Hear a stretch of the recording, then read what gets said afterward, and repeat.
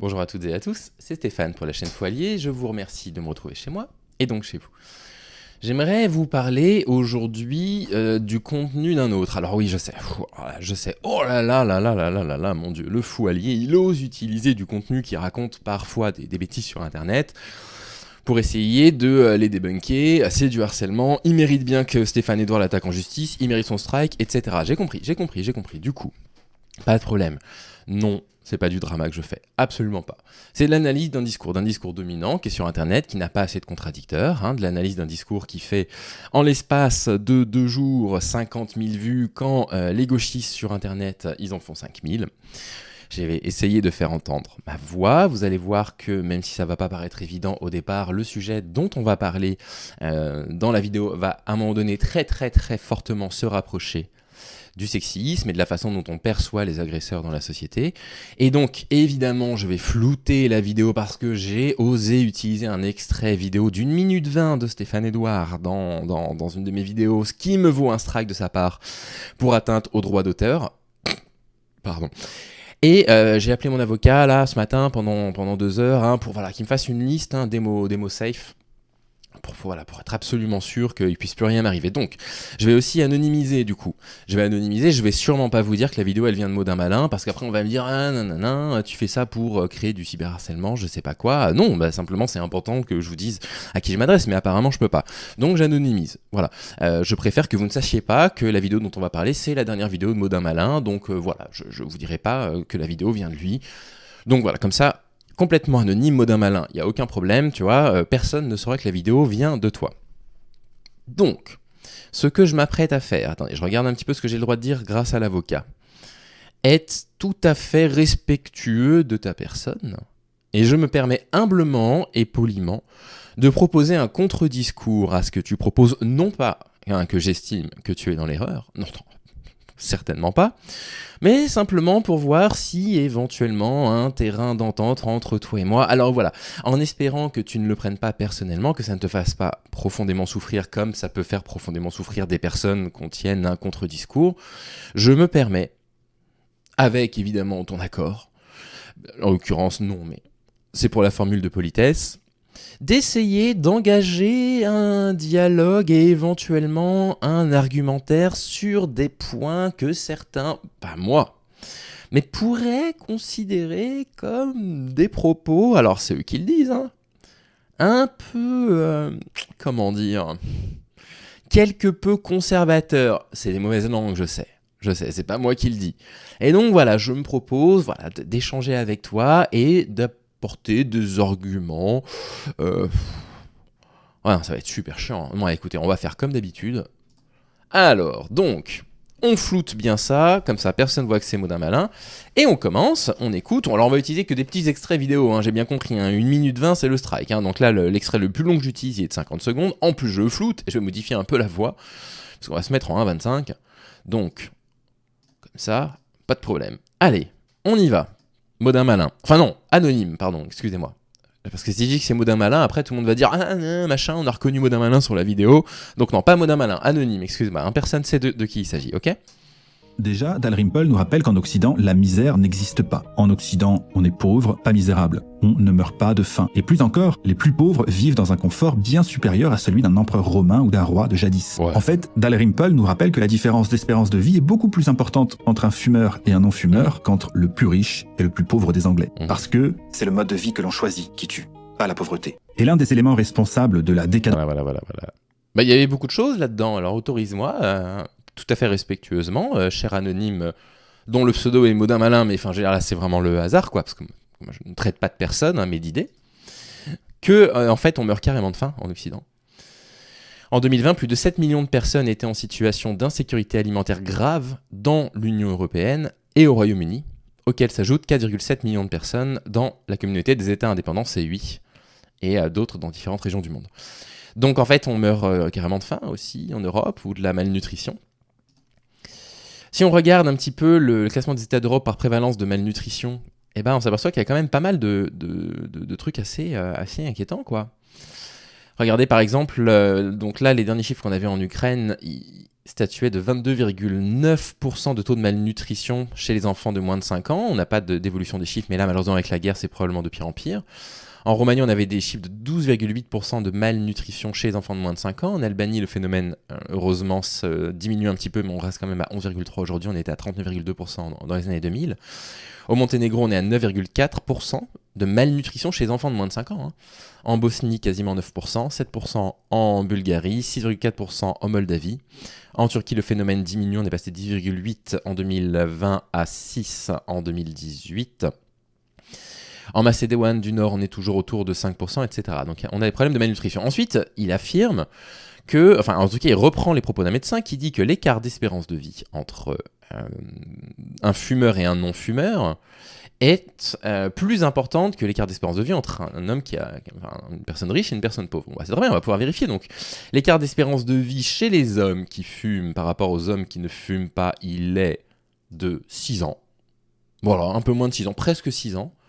Et entre les plus modestes et les plus pauvres, cet écart, il est de 13 ans. Donc non, on meurt beaucoup plus vite de la pauvreté qu'on ne meurt du tabac, du coup. Enfin, en tout cas, l'espérance de vie est réduite. Je parle pas en nombre de morts, mais il parlait d'espérance de vie, mais il y a un problème au niveau de l'espérance de vie. Et à la fin, il conclut par ça. Le plus pauvre des Anglais. Parce que c'est le mode de vie que l'on choisit qui tue, pas la pauvreté. Donc c'est pas la pauvreté qui tue, c'est le mode de vie que l'on choisit, d'accord, cher Modin Malin anonyme.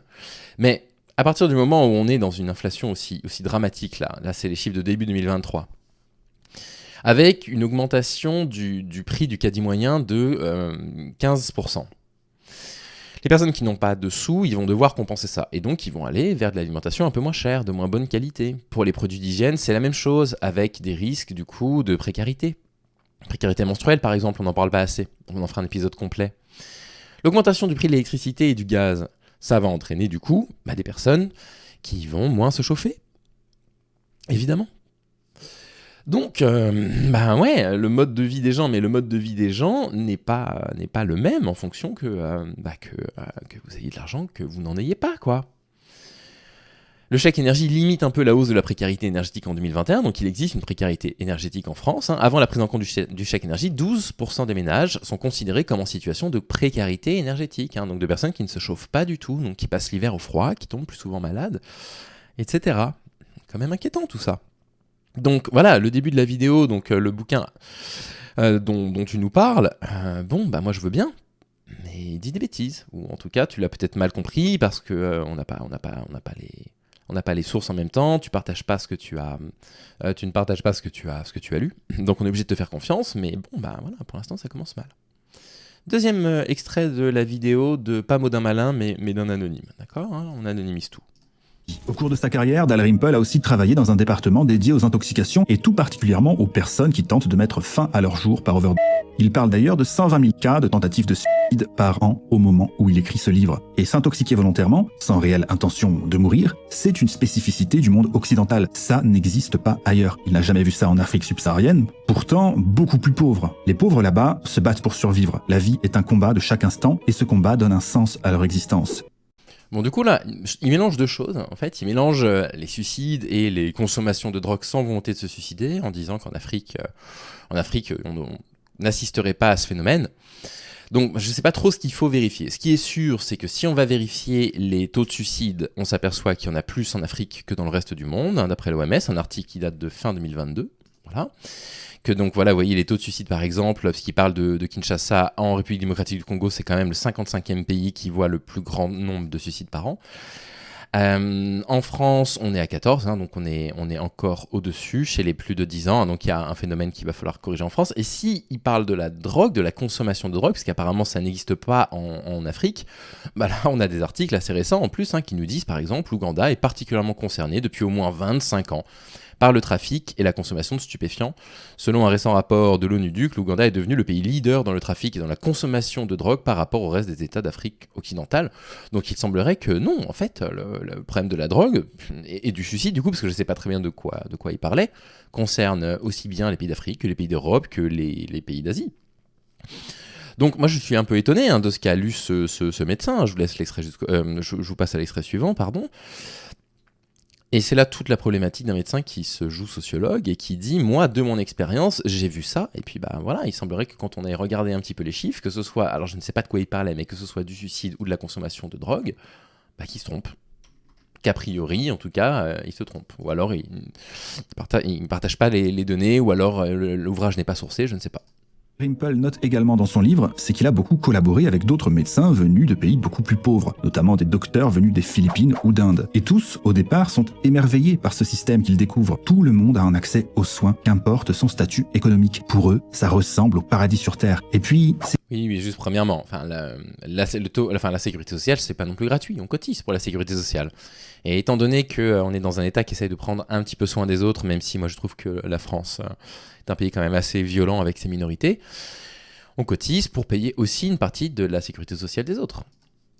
C'est systématique, ces docteurs finissent par déchanter. À force de voir le donc les docteurs déchantent, d'accord ? Donc il dit, il a rencontré des médecins qui venaient d'Inde et de je ne sais plus où, d'Indonésie, je crois, des Philippines. Au départ, il trouve que c'est génial, et après, il déchante. Comportement des patients qui non seulement ne sont pas reconnaissants pour les soins qui leur sont accordés, mais qui sont surtout carrément irrespectueux envers ceux qui sont chargés de les soigner et parfois même de leur sauver la vie. Pour eux, ces soins sont normaux, c'est un dû. S'ils ont faim ou qu'ils ont des maladies, on s'occupe d'eux et la société ne demande jamais rien en retour. La gratitude n'est même pas une option. Alors, jamais rien, oui et non, quand même, les passages dans les hôpitaux sont pas toujours gratuits pour commencer, et puis si, on cotise à la sécurité sociale. Donc ces médecins en Philippines. Donc alors, actuellement, au Royaume-Uni, l'espérance de vie entre les femmes et les hommes, elle est de 80,3 ans en moyenne. 80,3. L'espérance de vie actuellement en 2021 aux Philippines, 67, 71 ont fait la moyenne, elle est de 69 ans. C'est quand même 12 ans de moins. Et en Inde, elle est de 70 ans. Donc moi, je veux bien que les médecins arrivent là-bas en disant « Ah ouais, ok, vous avez un système de santé qui est potentiellement gratuit pour les personnes qui peuvent pas la payer, mais quand même, on déchante vachement. » Oui, on a plus de 10 ans d'espérance de vie en plus, quoi. Et la plupart du temps, d'espérance de vie en santé à peu près correcte, quoi. Alors c'est sûr qu'avec tous les décalages des départs à la retraite, là, actuellement, malheureusement, on risque de vieillir de plus en plus mal. Et puis ensuite, il dit oui, non mais machin, les gens, ils sont complètement, ils sont incapables de remercier leur médecin, je sais pas quoi, je sais plus très bien comment il l'a formulé. C'est pas parce qu'il existe des faits divers de patients qui s'en prennent à leur médecin que ça en fait un phénomène réel, en fait. C'est pas ça le réel, cher Maudin Malin, mais tu es anonyme, pardon, personne ne doit savoir que c'est toi parce que j'ai peur du coup de vous heurter et puis de me retrouver de nouveau au tribunal. Mais en fait, quand il y a des réelles enquêtes, donc là c'est une revue du coup du médecin généraliste, un truc qui s'appelle WhatsApp Doc, qui dit, et c'est très récent, vous voyez, c'est du 23 mars 2023, c'est pour ça que j'ai choisi ça, 92% des Français ont une bonne image de leur médecin généraliste. Et ça fait plaisir, comme elle le dit. Ouais, ça fait plaisir. Parce que si effectivement on lit les faits divers de tout ce qui peut se passer de négatif dans les hôpitaux, de patients qui sont justement impatients ou qui viennent, je sais pas, sous alcool ou sous drogue, qui sont pas mal pris en charge parce que les services d'addictos sont complètement débordés ou qui ont des pathologies psychiatriques, et les services psychiatriques sont débordés aussi, qui commettent des agressions, vous allez vous jeter dessus en disant regardez en France, machin, on agresse les médecins. Non. Il semblerait que les Français aient plutôt une bonne image de la médecine. On avance un petit peu plus loin. Il nous dit d'ailleurs que les immigrants d'Inde représentaient, au moment où il écrit l'article, un quart des étudiants britanniques en médecine. Donc ce sont souvent des gens qui sont partis de rien, et qui ont d'ailleurs ainsi prouvé que le système... Attendez, j'ai raté le début, et il faut pas rater le début, là. Excusez-moi, je me moque pas.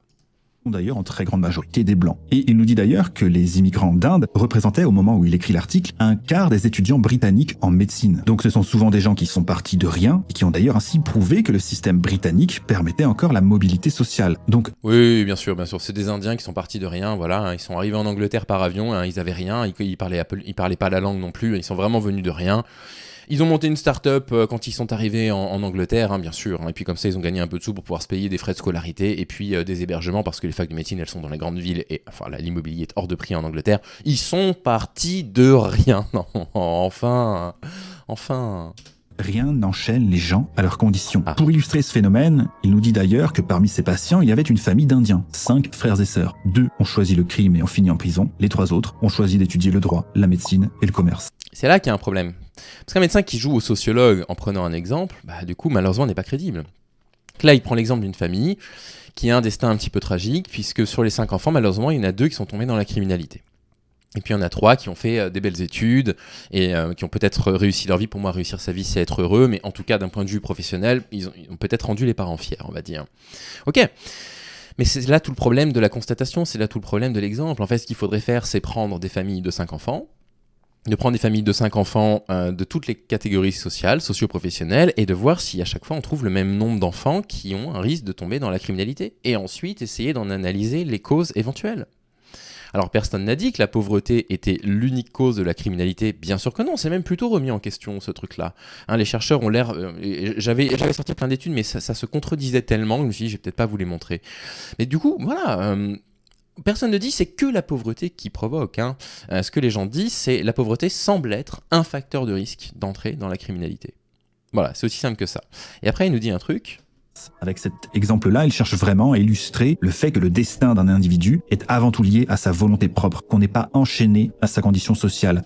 C'est très bien qu'il essaye de montrer ça, mais en fait, ce que les sociologues disent, c'est pas qu'on est enchaîné à son origine sociale. Ce que les sociologues disent, c'est que on n'a pas le même panel de possibilités, on n'a pas le même panel de facilités, selon que on est grandi dans une famille qui est un petit peu dessous, qui habite en très très proche banlieue, pour pouvoir accéder à une bonne université à Paris, alors que si vous habitez à Grigny, au fin fond des cités, dans lesquelles il va y avoir un train par heure, dans lesquels vous allez avoir 2 collèges et un seul lycée, donc il va y avoir une déperdition des élèves, vous avez des enseignants qui sont extrêmement jeunes, qui manquent d'expérience, quand il y a des problèmes d'effectifs, c'est toujours dans ces endroits-là que ça va les toucher, donc évidemment, l'éducation nationale fait ce qu'elle peut dans ces endroits-là et elle n'a pas les mêmes moyens qu'ailleurs. Après, quand il va falloir passer son bac, avoir des bons résultats maintenant avec leur bêtise de système là en ligne de présélection dans les facs, envisager de payer un pass Navigo pendant 100 € par mois juste pour pouvoir se déplacer, pour pouvoir aller à l'université, il va y avoir 300 € de frais d'inscription. Oui, les sociologues ils disent que c'est pas aussi simple en fait. Mais ils sont pas en train d'expliquer que c'est uniquement parce que vous êtes pauvre que vous allez devenir criminel. Mais enfin, il faut quand même reconnaître ça, quoi. Sinon, c'est un petit peu de la mauvaise foi. Allez, on va un petit peu plus loin maintenant. Je peux pas tout débunker. Il y a des trucs où il parle du marxisme, on va laisser ça à Paduring. Il y a des trucs où il parle de criminologie, on va laisser ça à Iéna. Et puis, il y a des trucs où il parle de philosophie et de libre arbitre, on va laisser ça à Antoine. Moi, je me concentre sur les trucs qui permettent de répondre. Tiens, il y a des enfants qui font pipi sur une voiture de police. Perpète. Tous les 3. Tous les 4, ils sont 4. Et la personne qui passe derrière aussi. Elle, fiche S. Jamais les autres. Et là, on en arrive à la grande thèse de Dalrymple. Et si les sciences sociales et les penseurs dits progressistes étaient la cause de cette déresponsabilisation généralisée? C'est une hypothèse. Il a le droit de mettre une hypothèse. Il a le droit. Et là, vous allez voir, on va rentrer un peu sur mon terrain dans pas très longtemps. À 10-25. Ces penseurs progressistes, il n'y a plus de libre arbitre. Ces intellectuels progressistes... Avec les intellectuels progressistes d'aujourd'hui, postmodernes, il n'y a plus libre arbitre. Cherchent à donner aux gens l'impression qu'ils vivent à la pire des époques dans le plus injuste des pays. Voilà. Pour eux, le crime n'est pas un problème, le problème, c'est la société. Voilà. Les criminels sont victimes de la société, les punir, c'est donc une double peine. Et donc, en les déresponsabilisant, ils offrent une excuse d'avance à ceux qui commettront des méfaits en justifiant leurs actes par les sciences sociales. Oui, voilà, c'est ça. Donc là, on est complètement sur mon terrain. Alors, pourquoi on est sur mon terrain? Alors, avant, sur mon terrain. Donc oui, alors ces philosophes-là, postmodernes, aujourd'hui progressistes, qui parlent du libre arbitre, j'en ai retrouvé un qui, effectivement, vous allez voir, c'est assez problématique, il parle du libre arbitre et il dit carrément, cet ouvrage comprend 3 questions de haute importance, comme d'où vient le mal, qui a créé le libre arbitre, principe du mal, et était-il convenable que Dieu créa le libre arbitre?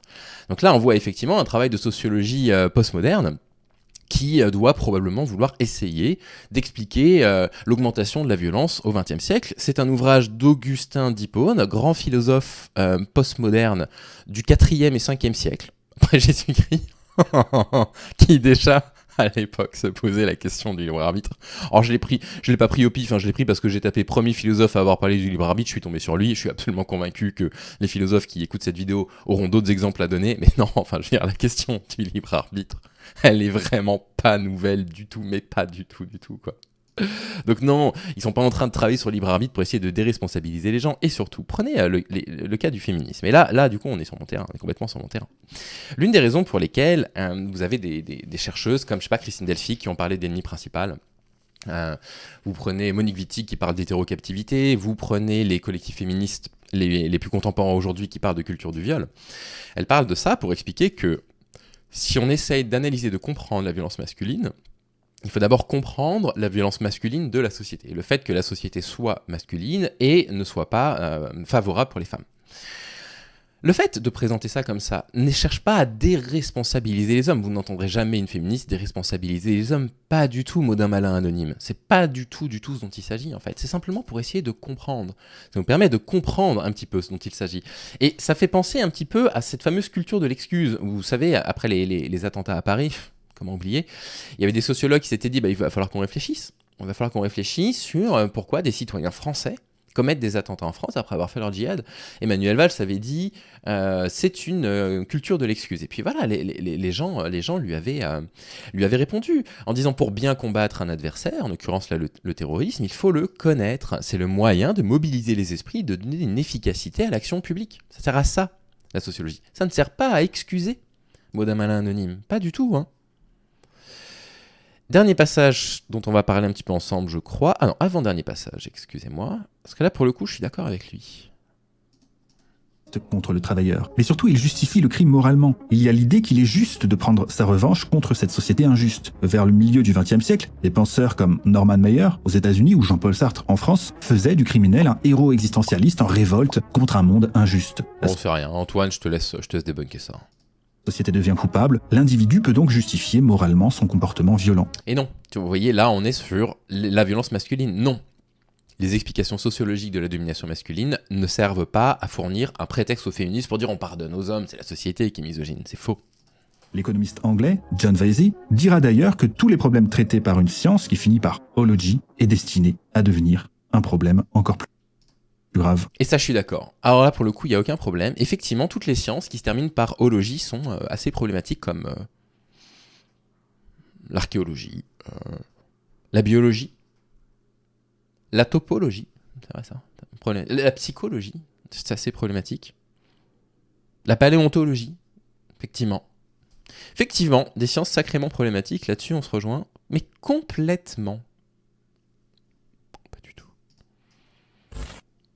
Et le principal outil de ces intellectuels progressistes pour maintenir leur narratif, c'est leur capacité à nier l'évidence. Parce que, comme Augustin d'Hippone, le réel a quand même souvent sacrément tendance à contredire leur théorie. Le crime est en augmentation? Non, c'est simplement que les gens ont plus de possibilités de rapporter ces crimes depuis la démocratisation du téléphone, par exemple. Le système éducatif ne fonctionne plus? Non, les statistiques montrent que de plus en plus d'élèves obtiennent leur diplôme. Sans préciser bien sûr que c'est à cause d'une baisse drastique du niveau. Ensuite, il y a la comparaison historique. Il y a beaucoup de crimes? Oui, mais il y en a toujours eu. Alors on va pouvoir tourner en dérision l'augmentation du crime et des violences, parce qu'après tout, c'est quand même mieux qu'au Moyen-Âge.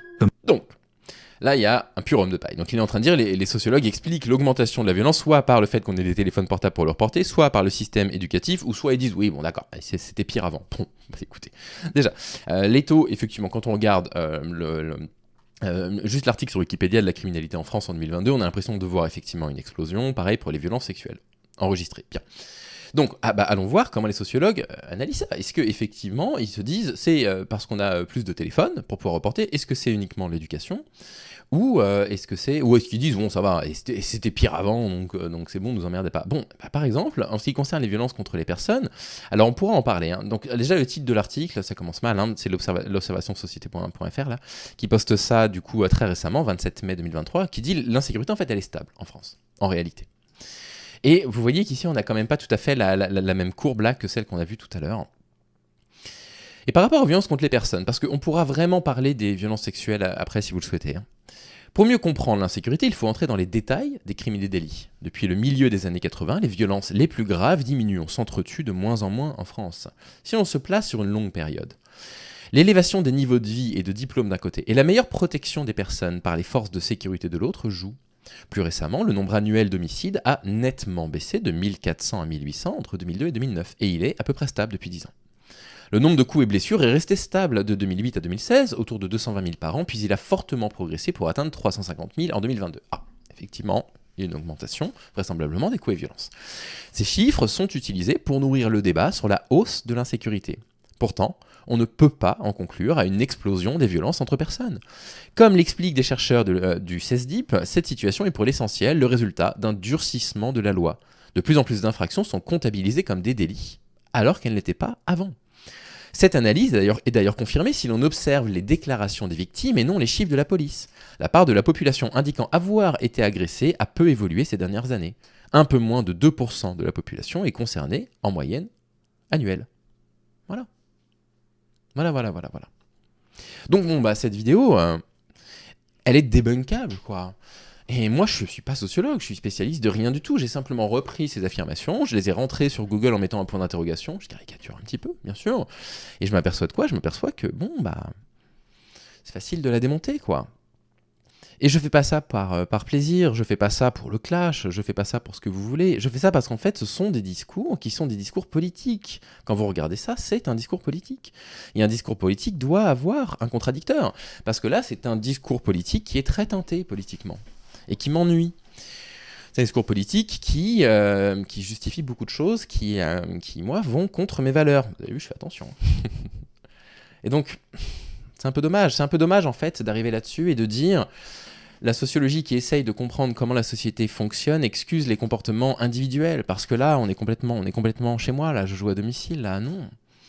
Non, c'est pas parce qu'on parle de domination masculine et de patriarcat qu'on justifie la violence des hommes. On essaye de comprendre. Et c'est parce qu'on comprend comment fonctionne le patriarcat qu'on a compris qu'il y avait des racines à la violence masculine et qu'on applique des solutions qui, on l'espère, finiront par fonctionner. On pense qu'il y a quand même une certaine évolution sur certains points, on est quand même optimiste sur deux ou trois petits points. Et donc si on arrive à comprendre de mieux en mieux les origines éventuellement de la criminalité, on pourrait potentiellement mieux lutter contre. Donc voilà ce à quoi je voulais opposer un contre-discours. J'espère que ça vous a plu.